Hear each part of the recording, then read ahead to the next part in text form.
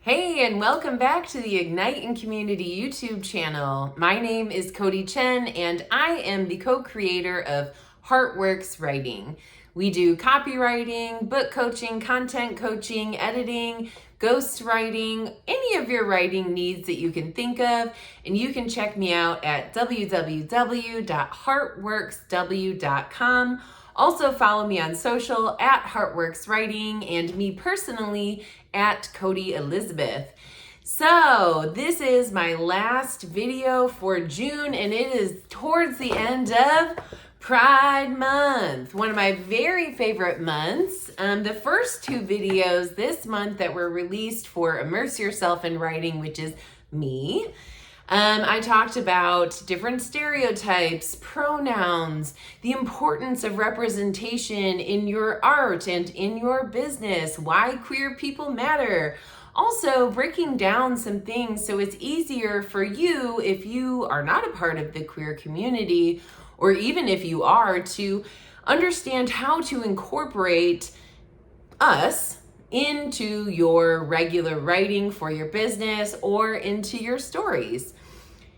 A little bit of background on me: I grew up with two moms, and it would have been really wonderful to have seen my family reflected in books, in TV shows, in movies, different types of media.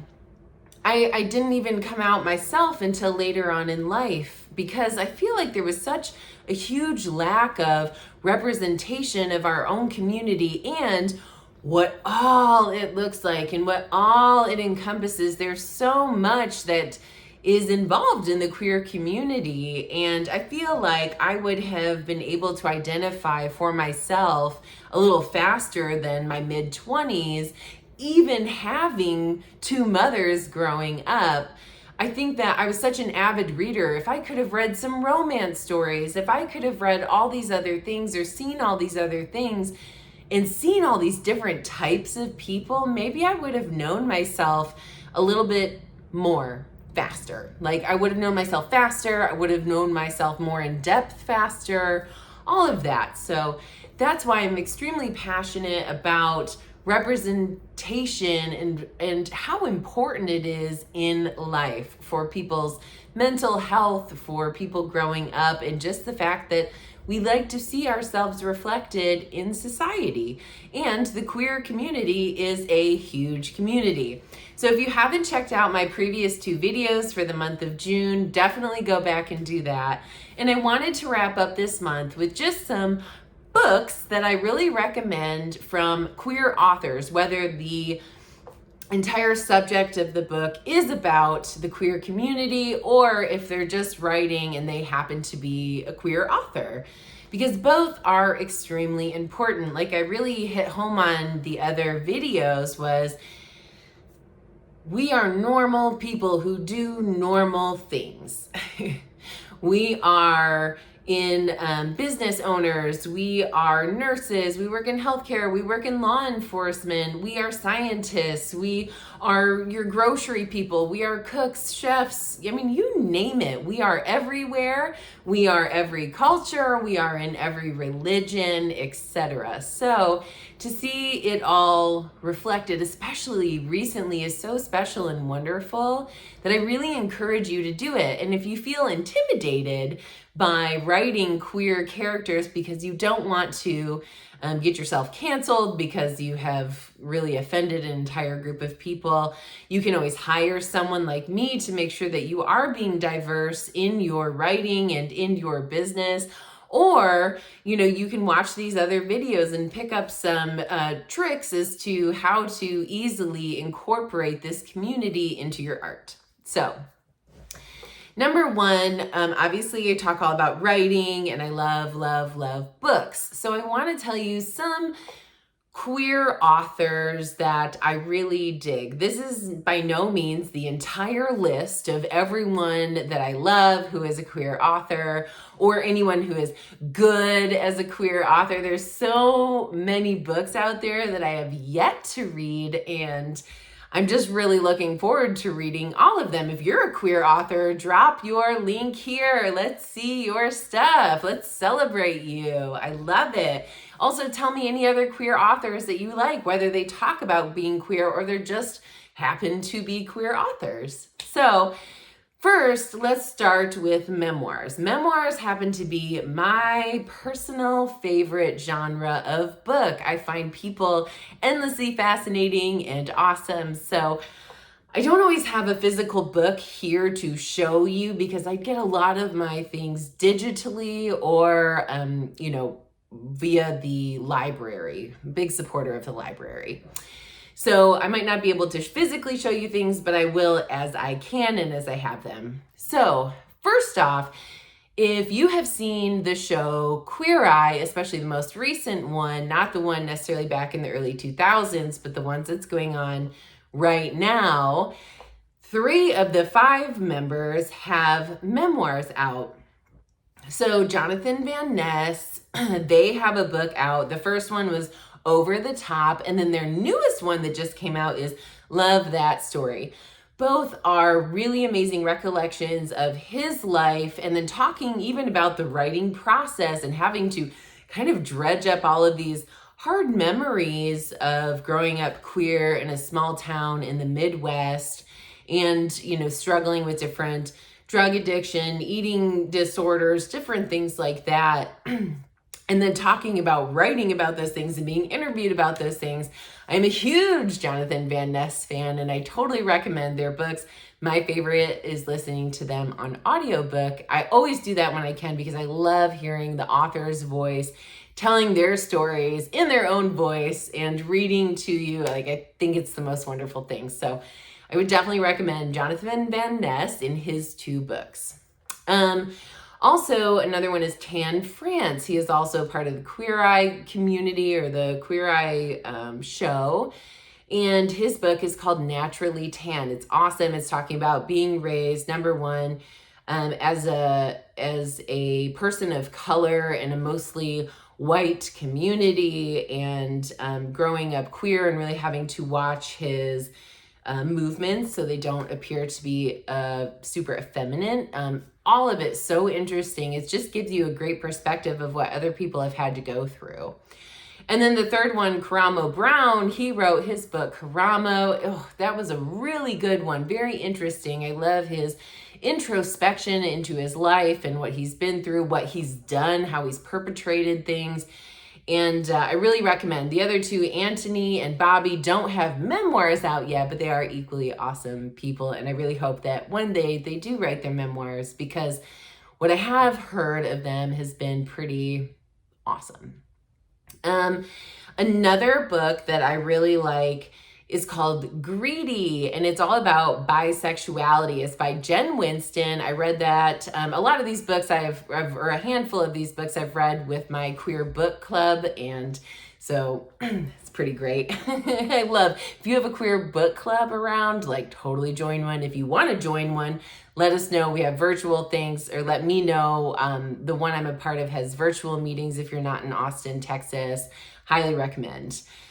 So Greedy is all about bisexual life and what that looks like and all the facets of it. And then, the idea of being queer enough, which a lot of queer people actually struggle with. So I definitely recommend that one. Another one is We Have Always Been Here by Samra Habib. That was one of the most excellent books that I have read by far this year. It is all about being a queer Muslim and also immigrating to Canada and all of those things. An amazing book. Definitely check out them. Another one I really like that I recently read is Gender Failure. Oh my God, this is by, actually it's 2 authors. It's by Ivan Coyote and Ray Spoon. It's actually, they did a whole show about this gender failure idea. And if you are someone who struggles to understand non-binary, trans, has a difficult time with pronouns and really wants to know more, this was an excellent book to be representative of people who struggle with gender identity and to really get an inside look into their head and their thoughts and their feelings. Highly recommend. Also, the book Forward by Abby Wambach. I love Abby Wambach. When I was a kid, I thought, man, I want to be a professional soccer player. And she is one of the world's best soccer players in the entire universe, for sure. And her story is really interesting and compelling. So I highly recommend that one. Harley Loco, that book by Rhea Elias. Unfortunately, they are no longer with us. You might know her as Elizabeth Gilbert's best friend and partner for a while. She wrote an incredible memoir all about her life as an immigrant and then growing up in like Detroit, New York City, and like doing all these things, becoming this punk rock star who did hair and also struggled with addiction. And she led a really badass life, and it's totally worth checking out. And then also, finally, here's one I can actually show you, Untamed by Glennon Doyle. This book is not just about her being queer at all, but it is when she started to get with Abby Wambach, who we talked about earlier, who's the professional soccer player, or was. And Glennon Doyle, Untamed, I'm sure you have heard of this book. If you haven't, where have you been living? All right. But it does talk about coming out to her family and, how does that work when you've already have like several children with a man and then you meet someone who it finally just feels correct and works together. Like, oh, it's such a good book on so many levels. Oh, not just because she's queer, but it's just such a good book. So Memoirs, my favorite. Those are just a few. Next, I want to get into poetry. I've got 2 poetry books here that I want to physically show you of 2 amazing poets. First one, Wild. This is a collection of poetry by Azure Antoinette and Azure Antoinette Ferros. And I really love her. I follow her on social media. I think she's super fantastic. She also has MS and talks about that. And one of my best friends has MS. So I really love this person. Their poetry is incredible, soulful. I've learned a lot through them, so highly recommend this book or anything that they've ever written. Also, How to Identify Yourself with a Wound by KB Brookins. Awesome Austin local person. You can find this book I know at the little gay shop here in Austin, but also I believe you can find it on Amazon. Go on their website, their page and everything like that on social media, and it'll lead you right to it. Excellent collection, a trans, I believe, non-binary person of color talking about different experiences in their life. Extremely powerful, highly recommend. Also, I love collections of essays. That way you get a ton of different perspectives on one or several, topics that tie into one another, and also reference books for your general knowledge of different things. So what I'm actually reading at this moment is, and I'll probably be done with it by the time you watch this video, but it's the Stonewall Reader. So this is a collection of essays before, during, and after that represent the Stonewall. Of course, Stonewall is one of the largest, it's kind of how Pride got even kicked off. Pride started, like the Pride parades really started on the anniversary of Stonewall, which took place in New York City. It was a bar. It eventually turned into a riot because police would constantly harass and try to shut them down. And one time, all the queers fought back, and it lasted, I want to say, about a week or so. And there's so many different accounts of what's going on, but this is really one of the first times that the queer population came together and organized in a fashion at the same time was the civil rights movement, the women's movement. So this is really important. I'm super excited to read this. This has a collection of essays from people by Audre Lorde, Mario Martino, Craig Rodwell, Jill Johnson, Joel Hall, just to name a few people who are included in this book and their essays. Really brilliant, powerful, smart people. So I already recommend this book and I have not finished it yet. I would also say that I read this one. My mom gifted it to me, and it's called Are You Girls Traveling Alone? It is Adventures in Lesbianic Logic, and it's by Marilyn Murphy. And it's also a collection of her essays. I believe she had an article for a long time in different places, posted her, and she posed different ideas, different ways of life that queer people can lead. So I definitely loved this, and half of it's highlighted, and I just love the ideas that she has come up with, whether I even agreed with them or not. I just loved the ideas and the things that she posed to us. It just really makes you think. I shared this in the beginning of the month, The Queen's English by Chloe O. Davis. I'm obsessed with this book. It's written like a dictionary, only way more fun, and it has a bunch of terms that are queer terms. So why is this important? The queer community really had to come up with like coded language back in the day before it was okay or acceptable to be queer. So they had to really speak in this coded language, talking about bears and otters and all of these other things, chapstick and all this stuff, right? So it's so crazy interesting. It tells you where it started, how it's been appropriated. Highly, highly, highly recommend this book. It's just brilliant, right? It's just absolutely brilliant. Super recommend it.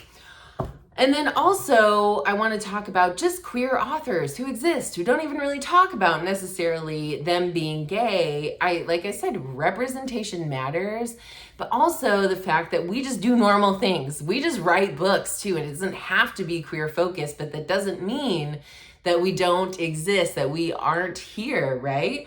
So one book that I can show you that I really like that's on my bookshelf is Wolfpack, and it's again by Abby Wambach, the professional soccer player.